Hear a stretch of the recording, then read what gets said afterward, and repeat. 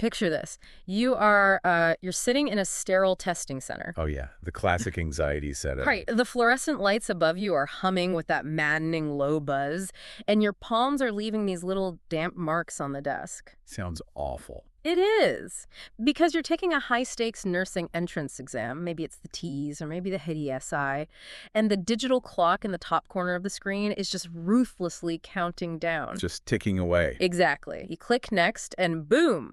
You are suddenly faced with a massive, dense, 6-paragraph reading passage on, like, the lymphatic system, or maybe some totally unfamiliar sociological theory. And you could practically feel the pressure building in your chest. You really can. The immediate instinct is to just panic, right? To put your head down and start reading as fast as humanly possible. Which is the absolute worst thing you can do. Yeah, but how do you actually get through a wall of text like that without, burning all your time or missing the point entirely? Well, that moment of panic is essentially the ultimate cognitive bottleneck. Yeah. And it is why understanding the actual mechanics of how our brains process text under extreme pressure is it's so critical for survival on test day. Which is the core mission for today's deep dive. We're taking a magnifying glass to reading comprehension strategies. Specifically focusing on smarter, faster reading when the clock is ticking. Yes. But before we get into the tactical hacks and the cognitive science of it all, we need to draw a hard line in the sand. Okay, let's unpack this. There is a huge difference between a reading skill and a reading strategy. Oh, absolutely. People throw those words around like they mean the exact same thing. Right. But for someone prepping for an exam, treating them as identical is a massive mistake. It's a fundamental misunderstanding of how the brain works, really. I mean, in cognitive psychology, a skill is something your brain does entirely on autopilot. Like tying your shoes. Exactly. Or think about driving on an empty straight highway on a sunny day. You aren't consciously thinking about keeping the steering wheel straight. Your brain just does it. It's effortless. Right. So in reading, decoding words is a skill. When you look at a stop sign, you don't sound out the letters like S-T-O-P. You just instantly register the concept of stopping. Okay, so a skill is automatic. But a strategy is what happens when that effortless process completely breaks down. Yes. It's like when you suddenly hit a detour in a blinding blizzard, right? You have to grip the wheel, lean forward, and deliberately calculate every single maneuver. That is a brilliant way to frame it. A strategy is a deliberate, conscious, mental move. You have to choose to do it. Exactly. You're choosing to deploy it before, during, or after you read a passage to essentially force your brain to build an accurate understanding of the text. And for you listening right now, the reason this distinction matters is time. Right. Time is the enemy. If your nursing exam is 3 weeks away, you do not have the time to physically rewire your brain to develop brand new automatic neural skills. That takes years. It does. But you absolutely can learn to deliberately deploy a strategy under pressure. Yeah, you can memorize the emergency detour route today and use it tomorrow. The irony here, though, is that for a long time, the education system completely ignored the whole detour aspect of reading. Wait, really? They just assumed everyone knew how to drive in the blizzard. Basically, yeah. Up until the mid-20th century, the prevailing assumption was that comprehension was just a natural byproduct of knowing vocabulary. Ah, so like if you knew the definitions of the words on the page, the meaning would just magically assemble itself in your mind. Exactly, which is wild when you think about it. Which anyone who has ever read a dense legal contract knows is completely false. I mean, you can know every single word in a paragraph and still have zero idea what the lawyer is actually saying. Right. So exactly when did the academic world realize that comprehension was something we had to actively orchestrate? Well, the shift was really forced by a crisis of volume. During and immediately after World War II, there was a psychologist named Francis P. Robinson, and he was working with returning veterans and military personnel. Okay, so adult learners. Yeah, and these students were suddenly drowning in massive volumes of highly technical, dense training material, and they were failing. Because they were just trying to read it normally. Exactly. Passive linear reading, just starting at the top left word and dragging your eyes to the bottom right word, it was way too slow. Yeah. And nothing was sticking in their heads. They were just staring at the page, letting the words wash over them. Right. So in 1946, Robinson published a book called Effective Study, and he introduced this structured method called SQ3R.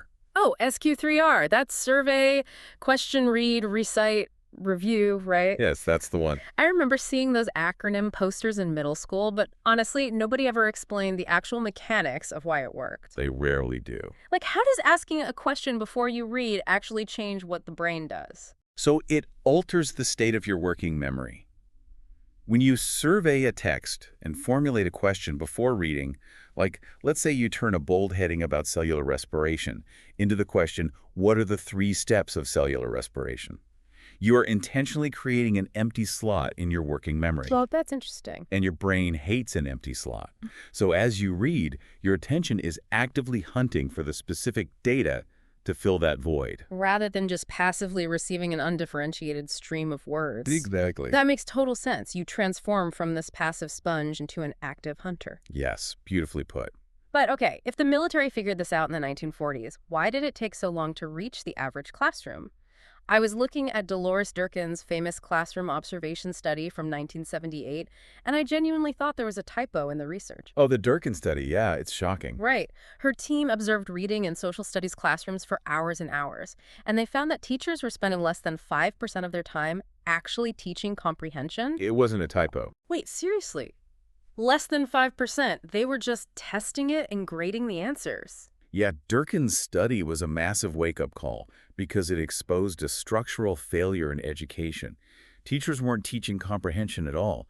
They would just hand out a text, ask the students questions about it, and grade the answers. That is wild. That's like a track coach holding a clipboard, timing how fast you run a mile and yelling, "Run faster next time." Right. Without ever pulling you aside to adjust your breathing technique or your stride mechanics. You're just assessing the failure over and over again. And blaming the runner for not being naturally faster. Durkin's findings really forced a massive paradigm shift. It proved that we needed to stop treating comprehension as this innate talent and start treating it as a constructive process. Okay, let's lean into that word, constructive.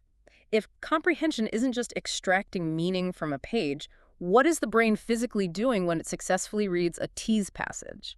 It is building a mental model. A mental model, okay. Yeah, modern cognitive science views comprehension as an active architectural process. The text on the page is not the final product. No, the text is just raw material. Your brain has to take those words and combine them with your existing background knowledge to construct a coherent situation model in your head. Oh, it's like trying to build IKEA furniture. Okay, I like that. How so? Well, the text on the exam screen is the instruction manual, but your prior knowledge is the Allen wrench. And your working memory is the physical floor space you have to lay all the parts out. That is a great analogy. Right. If you don't have the wrench or your floor space is too small, you cannot physically assemble the dresser no matter how many times you read the manual. That is a perfect visualization of schema theory. Your schemas are those pre-existing mental frameworks, your Allen wrenches. Schema theory. Got it. Yeah, and back in 1932, Frederick Bartlett demonstrated this beautifully with his War of the Ghosts experiment. Oh, I read about this. It's fascinating. It really is. He had British participants read a Native American folktale that was filled with supernatural and cultural elements completely foreign to them. Right. Stuff outside their schema. Exactly. And when he asked them to recall it later, they didn't just forget parts of it. Their brains actively distorted the story to fit their British schemas. Wow. Yeah, like canoes became boats, spirit battles became ordinary fistfights. They didn't even realize they were rewriting the text. Not at all. For a listener taking a nursing exam, this is the ultimate trap. Let's say you get a dense reading passage about an unfamiliar holistic health practice, or maybe a controversial policy on organ donation. Right. If your personal schema, your pre-existing bias says holistic medicine is entirely placebo, your brain will quietly overwrite the author's actual thesis to match your expectations. Yep. You'll read the passage, confidently select option C on a multiple choice question, and get it completely wrong. Because you didn't answer based on what the author wrote. Exactly. You answered based on the mental model your bias hallucinated. Wow. Okay, so how do we stop the hallucination? How do we catch ourselves before we build the wrong IKEA dresser? We use metacognition. Metacognition. Yeah. John Philip formalized this concept in 1979. Metacognition is essentially thinking about your own thinking. Okay, so being self-aware. Right. It's an internal alarm system. A skilled, strategic reader is constantly monitoring their own mental model as they build it. The second a pronoun doesn't make sense or a sentence contradicts the previous paragraph, that internal alarm rings. It's that wait, what moment. Precisely. And when the alarm rings, they stop. They actively repair the break. They look back to figure out who it actually refers to. Whereas a weak reader just ignores the alarm. Yeah, they just plow right through to the end of the passage. They get to the final period, having decoded every single word, but the mental model they built is basically a pile of scrap wood. And on a timed exam, that lack of monitoring is just fatal. Completely fatal. Which brings us to the ultimate catch-22 here. If building a mental model requires this intense, deliberate monitoring, stopping, repairing, clarifying, how on earth are you supposed to do that when the exam timer is ruthlessly counting down? It's a huge challenge. My instinct would be to just speed read. I mean, I remember hearing about Evelyn Wood's reading dynamics from the 1960s. Oh, yes, the speed reading craze. Yeah. Supposedly, even John F. Kennedy learned to read thousands of words a minute by eliminating his inner reading voice and just sort of sweeping his eyes down the page. If time is the enemy, isn't speed reading the ultimate weapon? Well, it is an incredibly seductive idea. The promise that you can just absorb text visually and bypass the slow, clunky processing of your brain. Right. But it's a myth. A total myth. A complete myth. In 2016, cognitive scientist Keith Rayner and his team published this sweeping review of decades of eye tracking and reading research. Yeah. And their conclusion was brutal. There is no free lunch. Speed and comprehension fundamentally trade off against each other. When you push past about 400 or 500 words a minute, you are no longer reading. You are skimming. Okay, I'm calling foul on that. What about the inner voice? Subvocalization. Every speed reading guru tells you that hearing the words in your head is a bad habit from first grade that just acts as a speed limit on your brain. I know they say that. If we silence the voice, we can read at the speed of sight, right? What's fascinating here is that this is the most dangerous misconception in the entire speed reading industry. Science shows that subvocalization is not a bad habit at all. Really? No, it is a mechanical requirement for your working memory. Okay, break that down for me. Why do I need to hear the words in my head to actually understand them? Let's go back to your IKEA floor space analogy. Your working memory, the space where you actively hold and manipulate information, is tiny. Right. George Miller's famous 1956 paper established that we can only hold roughly 7 items in our short-term memory at once. The magic number 7. Exactly. Furthermore, Alan Baddeley and Hitch's model of working memory proved we have an articulatory loop, an acoustic workspace. An acoustic workspace. Okay. Right. So when you encounter a complex, winding sentence on an exam, your eyes can only look at a few words at a time. Your inner voice actually repeats the first half of the sentence, keeping it alive in the acoustic workspace, while your eyes process the second half. Wow. So the inner voice is literally stitching the beginning of the sentence to the end of the sentence, so the meaning doesn't just evaporate before I reach the period. Yes. If you force yourself to suppress that inner voice, to read faster, you destroy the acoustic loop. You can't chunk the information together. So the words just bounce off your retinas and the mental model collapses. Exactly. Okay, so you're putting me in an impossible position here. You're telling me speed reading is a biological myth that ruins comprehension. But if I read slowly and carefully from the first word to the last word, the timer will expire and I'll fail the exam. It feels like a trap. It does. If I can't read fast and I can't read slow, what is the actual move? The move is to stop treating all text as equal. Oh, interesting. Slow reading isn't the problem. Uniform reading is the problem. A uniform reading. Yes, uniform reading means treating every single sentence with the same level of reverence. A strategic test taker doesn't read faster generally. They read the right parts more efficiently, and they skip the fluff. So it's about knowing where to spend your limited cognitive budget. Yes, and this tension actually sits at the center of the biggest debate in reading research today, the strategies versus knowledge debate. I read about this in the source material. On one side, you have the strategy camp. Like, in 1984, Anne-Marie Pullingsar and Anne Brown introduced reciprocal teaching. Yes, a landmark study. They took struggling middle schoolers and explicitly taught them 4 strategic moves: predicting, questioning, clarifying, and summarizing. And it worked, right? Massively.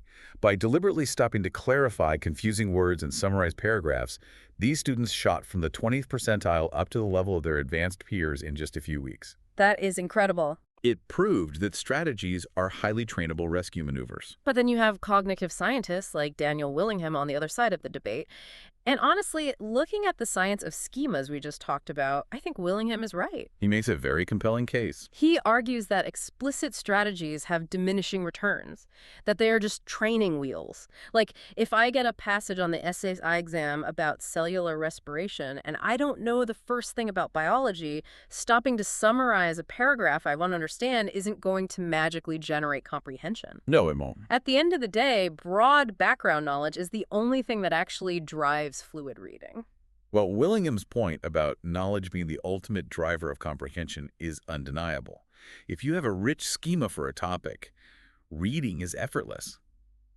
But let me push back a bit on dismissing strategies as just training wheels. Okay, let's hear it. You are sitting in a sterile room. You have 3 minutes to answer a question about a sociology passage you know absolutely nothing about.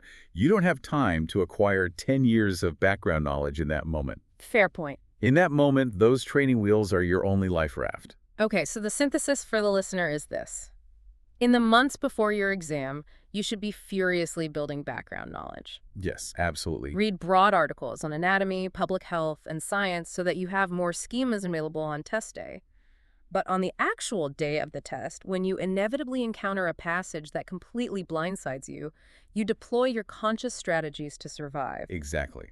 You match the tool to the crisis. Speaking of crises, we really need to address the most common trap people fall into when their comprehension breaks down under pressure: rereading. Oh, the rereading trap. I am incredibly guilty of this. I will read an entire paragraph, reach the end, realize I zoned out and absorbed absolutely nothing, and my immediate instinct is to jump right back to the first word and read the exact same paragraph again. It is entirely human nature to do that.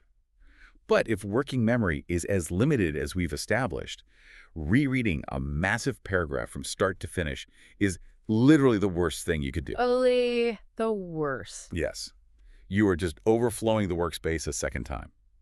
A major review by Dunlosky and his colleagues in 2013 evaluated all the common study techniques, and they rated simple rereading as having shockingly low utility. If we think about it, rereading is like listening to a song in a foreign language on repeat. Oh, like that. The first time you hear it, it's gibberish. The fifth time you hear it, the melody feels incredibly familiar. You know exactly when the chorus is going to drop. Right. And you trick yourself into thinking, I understand the song now. But you don't. You still don't speak the language. You just recognize the rhythm. That is the illusion of fluency, perfectly described. Mm-hmm. Rereading creates a false sense of mastery. The words feel less intimidating the second time around, so your brain actually stops trying to actively construct meaning and just glides over the familiar vocabulary. It burns precious exam time and yields almost zero additional comprehension. So if the clock is ticking and rereading is a trap, what is the tactical fix? How do I repair the break without rereading? You have to be aggressive and targeted. Do not go back to the top of the paragraph. Okay. Instead, look away from the passage, look at the multiple choice question, and restate what it is asking in your own words. Force your brain to create that specific empty slot. Yes. Then scan the text. Do not read. Scan until you locate the one specific sentence or data point that fills the slot. Active extraction, not passive repetition. Exactly. You're managing your working memory instead of overwhelming it. We've spent this whole time dissecting how to hack the timer, manage working memory, and beat the exam. But I think any exhausted nursing applicant listening right now is probably wondering, why are these exams designed this way? It's a fair question. Why do the TEAS and HESI weigh reading comprehension under intense time pressure so heavily? Are they just trying to artificially weed people out? It feels punitive, I know. But if we zoom out to the reality of the job, it makes perfect sense. These exams are rooted in a concept associated with researcher Barry Zimmerman. It's called self-regulated learning. Self-regulated learning. Yeah, it's the ability of a learner to plan, monitor, and adjust their own cognitive approach in real time. And nursing is a profession that is just saturated with dense, jargon-heavy, high-stakes text. Just think about a nurse's actual shift. Deciphering a physician's scribbled orders, parsing a contradictory patient chart, analyzing a wall of lab results, reading the contraindications on a medication label. And doing all of that while alarms are beeping and multiple patients need attention. Right. A nurse on a busy floor doesn't have the luxury of slow, uniform reading. They have to constantly skim a chart for the structural main idea, scan a lab report for a specific anomalous value, and draw critical inferences from fragmented documentation.